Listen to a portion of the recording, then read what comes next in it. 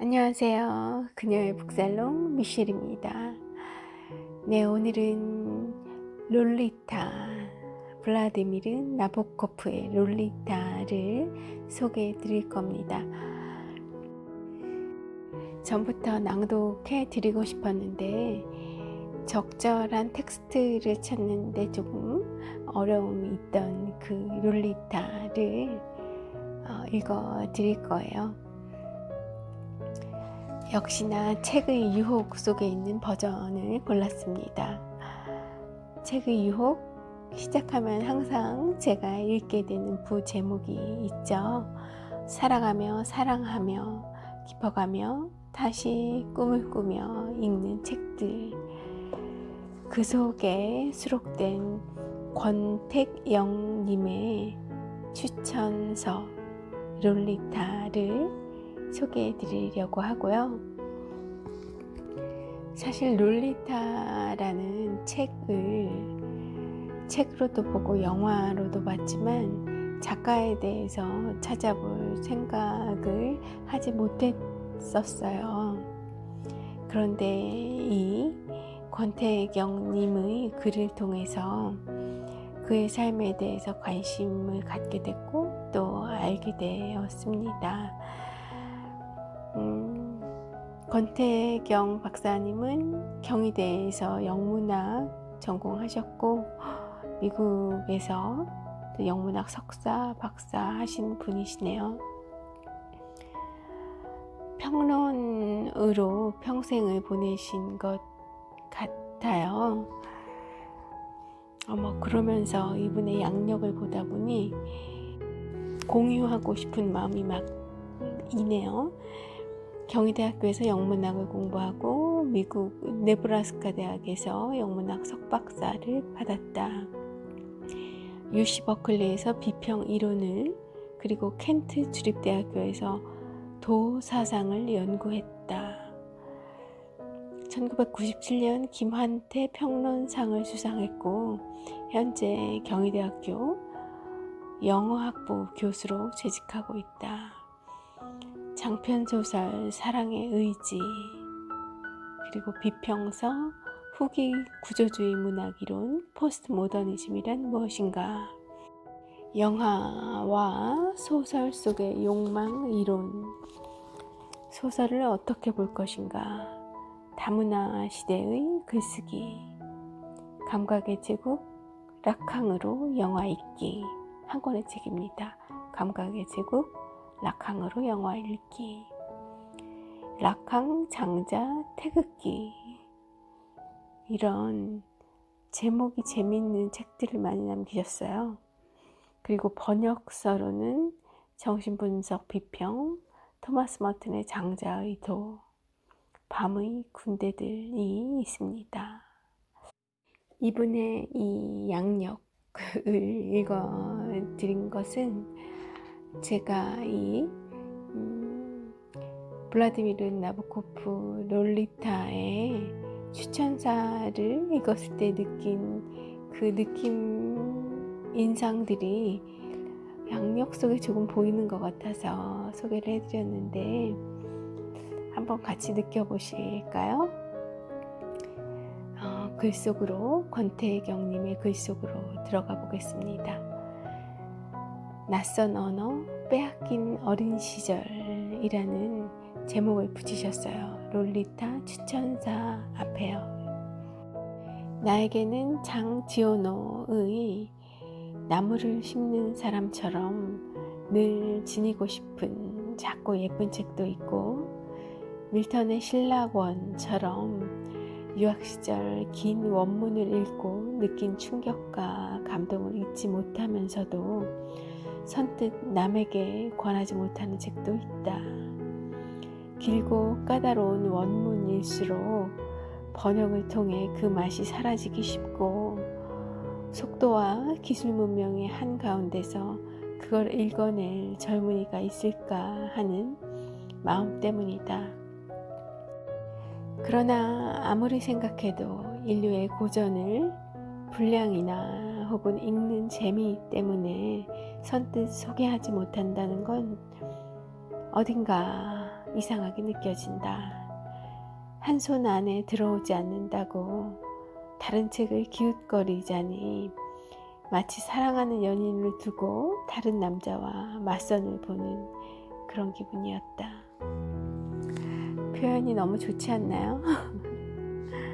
역시 문희는 다릅니다. 같은 한 순간을 사는데 정말 다채로운 그런 경험을 하는 것 같아요. 그 짧은 순간에 또 결코 단 하나의 삶이 아니라 그 속에서 여러 경험 속에 그 순간을 동시에 살고 있는, 몇 배로 살고 있는 것 같은 그런 느낌이 들어요. 다시 돌아와서, 그래서 글 끝에 꿈의 해석이 아니라 프로이트 전집이라고 쓰고, 또 퇴계학 연구소에서 발간하는 퇴계 전집도 꼽아본다. 추천하는 도서 목록으로 프로이트의 꿈의 해석이 아니라 프로이트 전집이라고 추천하셨어요. 그리고 또 퇴계학 연구소에서 발간하는 퇴계 전집이요. 이분이 스케일이 이러세요. 그러면 나머지 3권을 추천하셨는데 프로이트 전집, 퇴계 전집 외에 나머지 한 권이 바로 소개해드릴 롤리타거든요. 이 당당한 전집들 사이에 나홀로 포함된 단독 한 권의 책으로 포함된 것은 롤리타 뿐입니다. 그리고 잠시 내놓기를 망설인다. 사랑하지만 선뜻 보여주고 싶지 않은 연인. 내가 우리말로 옮겼기에, 번역했기에 다른 사람에게 추천하지 못했던 나보코프의 롤리타이다.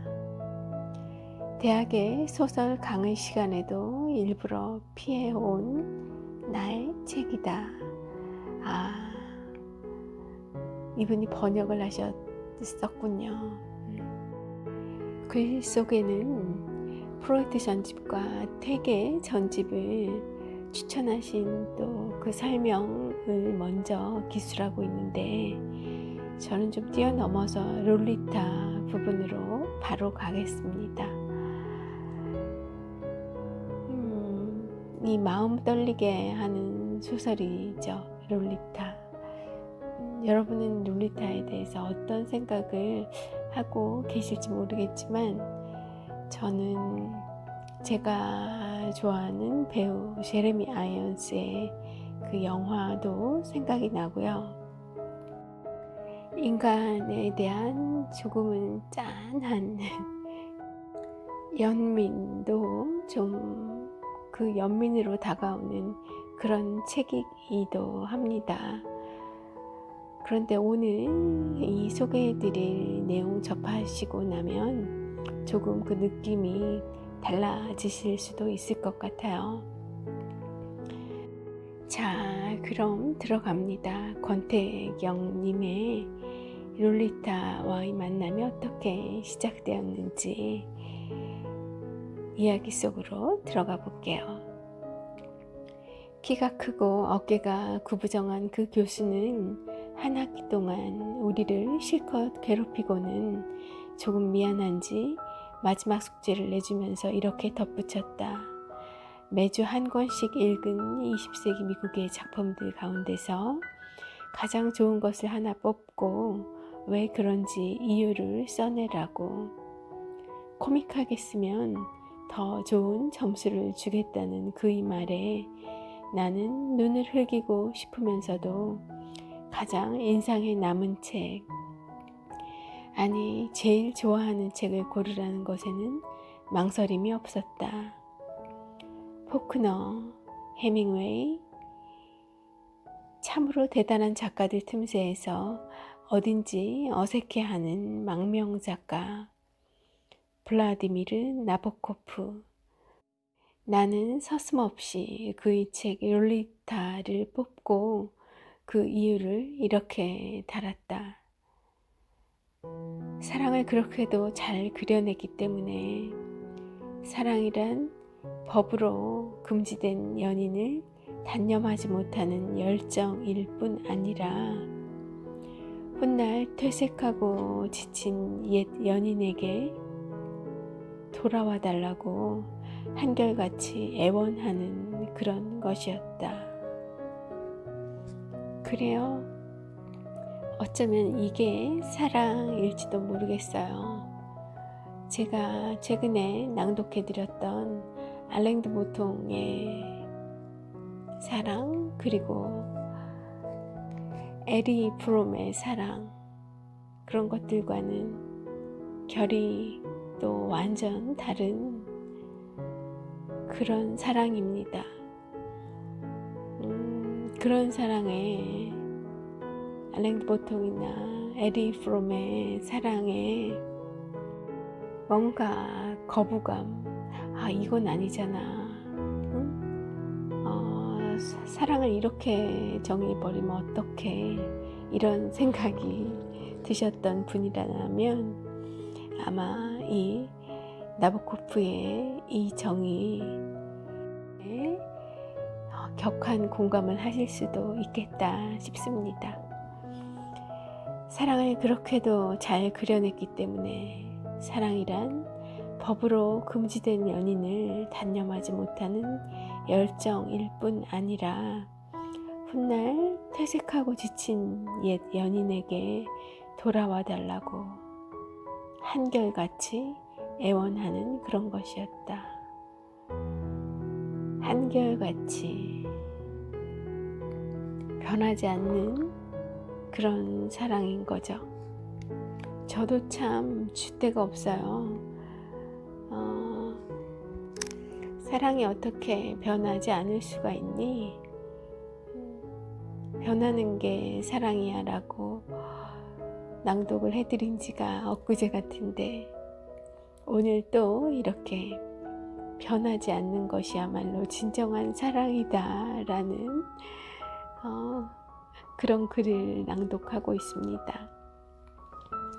선택은 여러분의 몫이죠 뭐. 자신을 속이고 도망간 연인을 애타게 찾고 보니 그녀는 이미 남의 아내가 되어 있어요. 소설 속에서 불룩하게 튀어나온 그녀의 임신한 배를 보면서도 그저 몇 발자국만 떼어 함께 가자는 험볼트의 애원을 전혀 이해하지 못하는 롤리타를 보면서 독자는 느끼죠. 사랑이란 그런 것이라고. 잔인하면 할수록 단념은커녕 더 사랑하게 되는 몹쓸 것이라고요. 그래서 프로이트는 사랑을 죽음 충동이라 했나 봅니다.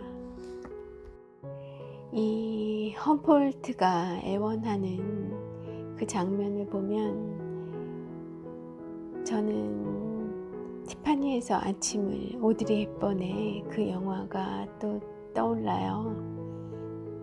오드리 헵번에게 남편이 이미 있었죠.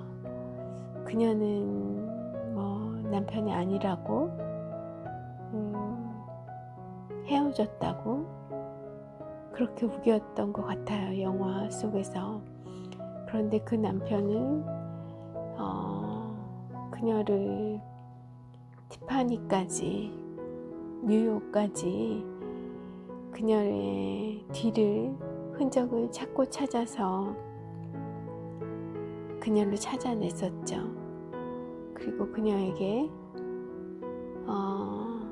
우리 많은 추억이 함께하고 있는 그 시골로, 집으로 돌아가자고 이야기하지만 오드리 헵번, 영화 속 이름이 기억이 안 나네요. 는 돌아가지 않죠. 이곳에 남기를 선택합니다. 갑자기 그 모티브가 이 롤리타에 있지 않나 그런 생각을 저 혼자도 해보게 되고요. 사랑이란 그런 것이라고 잔인하면 할수록 단념은커녕 더 사랑하게 되는 그런 몹쓸 것이라고 이런 이 나보코프식 사랑 여러분은 경험 있으실까 모르겠어요. 이런 사랑이 점점 하기 어려워지는 그런 시대에 살고 있는 것 같아요. 예전에는 이런 소설 같은 일들, 영화 같은 일들이 우리들 주변에서 많이 있었던 것 같거든요. 그런데 현재는 이제는 좀 이런 낭만적인 격한 낭만이 있는 그런 리스키한 사랑들은 점점 하기 어려운 구조, 일어나기 어려운 구조 속으로 가는 것 같고요. 또 그런 낭만적인 호기로운 그런 생각, 호기로운 이렇게 표현하면 안 될까?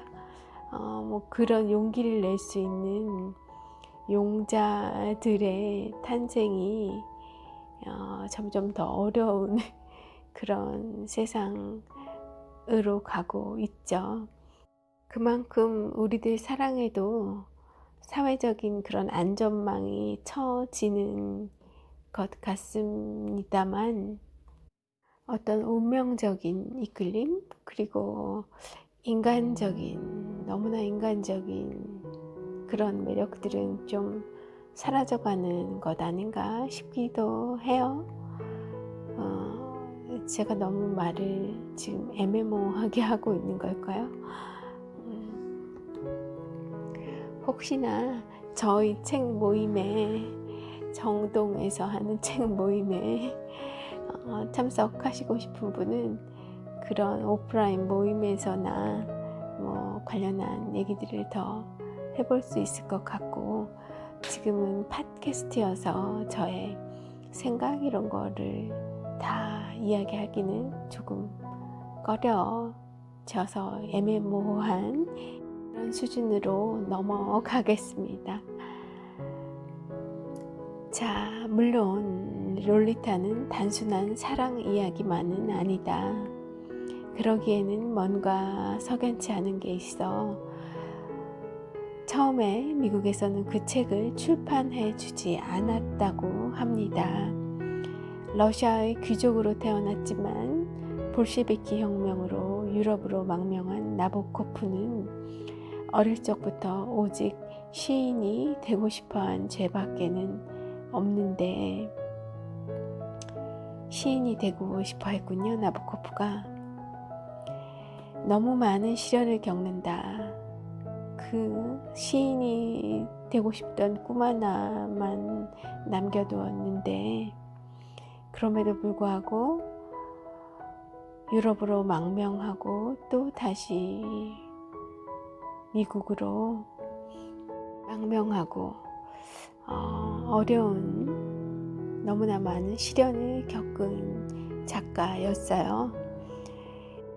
유럽으로 탈출한 그의 가족 가운데 아버지는 정치적 집회에서 다른 사람으로 오인을 받아 살해되셨고요. 남동생은 스파이로 오인 받아서 나치 캠프에서 굶어 죽습니다. 그리고 그의 아내, 나보코프의 아내는 유태인이어서 두 사람은 나치를 피하여 파리에서 다시 미국으로 가야만 했죠. 그러나 그 많은 희생 가운데에서 그 가운데서도 가장 큰 절망은 나이 40에 미국이라는 낯선 나라에서 영어로 글을 써야만 하는 작가의 굴레였어요. 미국이라는 낯선 나라에서 나이 40에 영어로 처음 글을 써야만 하는 그런 작가의 굴레였죠. 단칸방의 목욕실에서 소설을 써야 하는 가난보다 더 두려운 것은 낯선 언어와 배경이었습니다. 첫 소설을 알아주지 않더니 둘째 소설은 아예 출판도 해주지 않았어요. 불에 태워버릴까 망설이는 그에게 친구가 조언을 합니다. 프랑스에서는 그런 책도 출판해 준다고요. 올림피아 출판사에서 책이 나오고 프랑스인 로브그리에가 그의 창백한 불꽃 태워버릴까 망설였던 그 책의 이름이죠. 그 소설을 신소설의 정수라고 부른 이후에 미국에서 롤리타라는 이름으로 출판된 이 소설은 엄청나게 팔리게 되고요. 흰머리가 희끗하게 나부끼는 노신사를 가난과 몰이해에서 구해냈습니다. 질투라는 소설을 썼던 그 알랭 로브그리에가 나보코프를 롤리타를 살려냈군요. 운명의 여신이 거들어 주었겠지만 나보코프는 이 소설로 자신의 불운을 행운으로 만들었습니다. 남의 언어와 배경으로 객관적인 재현을 할 수 없다고 실험했는데 바로 그것이 이념이나 객관 실제를 의심하며 그것의 폭력을 거부하던 20세기 중반의 문화적 패러다임과 맞아 들어갔던 거죠. 주인공 험볼트가 그토록 사랑했던 롤리타는 바로 작가 나보코프가 포착하려던 실제였습니다. 그녀를 얻지 못하니 사실주의 소설을 쓸 수 없다는 게 작가의 암시였어요. 나보코프는 롤리타가 성공한 후 미국을 떠나 스위스에서 살았습니다. 그토록 가고 싶어 했던 고향은 여전히 그와 그의 작품을 거부했어요. 그는 죽는 날까지 한 톨의 재산도 갖지 않고 호텔이나 모텔을 전전합니다. 지상에서 그가 갖고 싶은 흙은 고향의 것 외에 없었기 때문이죠. 그가 죽은 후 10년이 지나 소련 연방이 해체되고 러시아는 그를 맞아들입니다. 롤리타를 비롯한 그의 작품들이 러시아에 소개되었고 그는 러시아의 작가로 받아들여져요. 나보코프는 롤리타를 읽는 고향 사람들을 무덤 속에서 보며 무슨 생각을 할까? 마지막 장면을 천천히 읽어달라고 부탁하는지도 모르겠습니다. 롤리타를 빼앗아간 퀼티,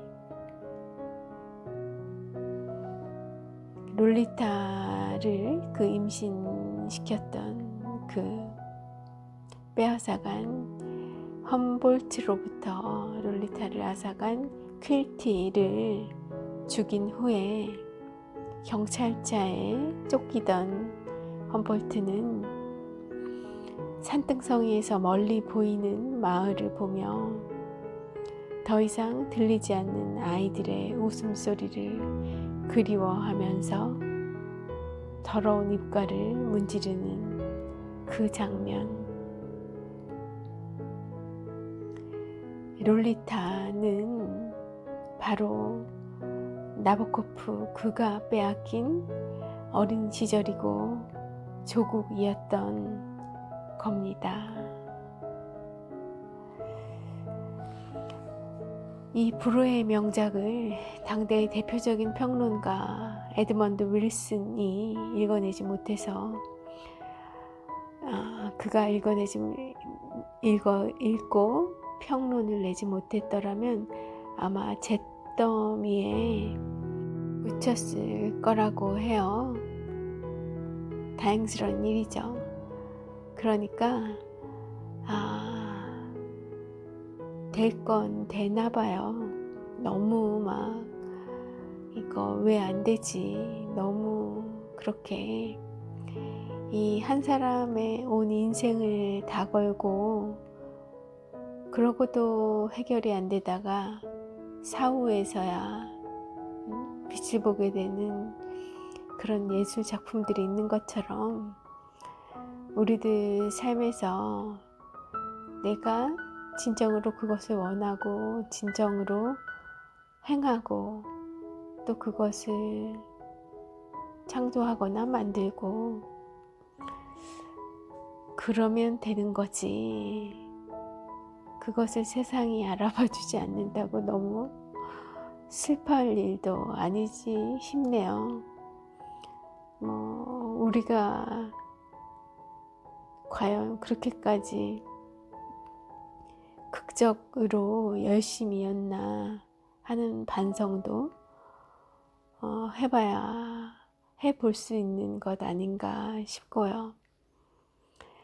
이렇게 하마터면 잿더미가 될 뻔했던 것을 생각해보면 소설이란 그렇게 겹겹이 쌓인 보물이고 예술가의 인내와 고통, 온 인생, 제가 말을 좀 막 보태고 있어요. 온 인생을 먹고 사는 그런 괴물이 아닐까 생각해 봅니다. 그래서 프로이트는 우울증이 깊을수록 승화도 높아진다고 말했나 봅니다.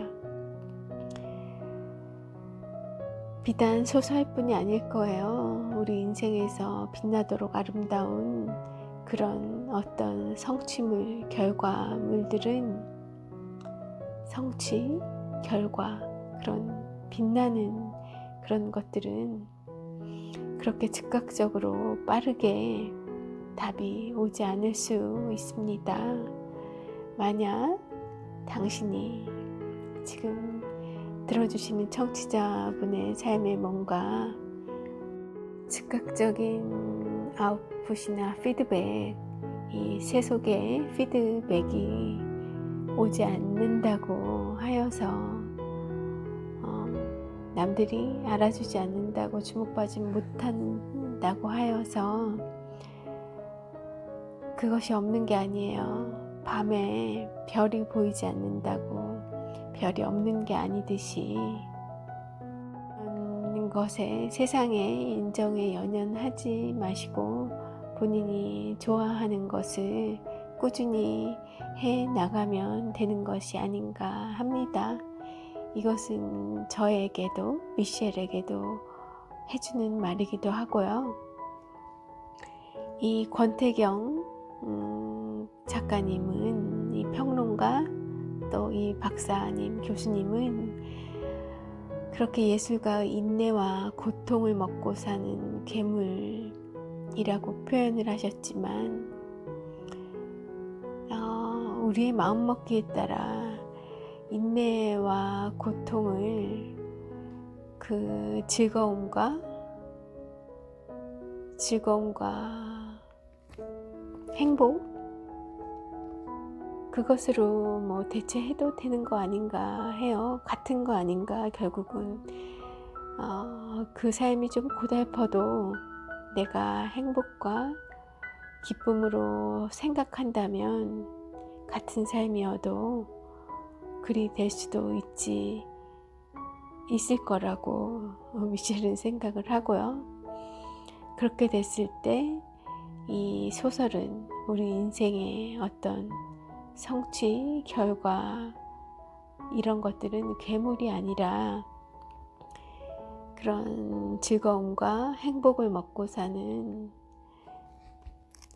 그 행복을 주는 선물이 아닐까, 괴물이 아니라 선물이 아닐까, 저는 그렇게 생각합니다.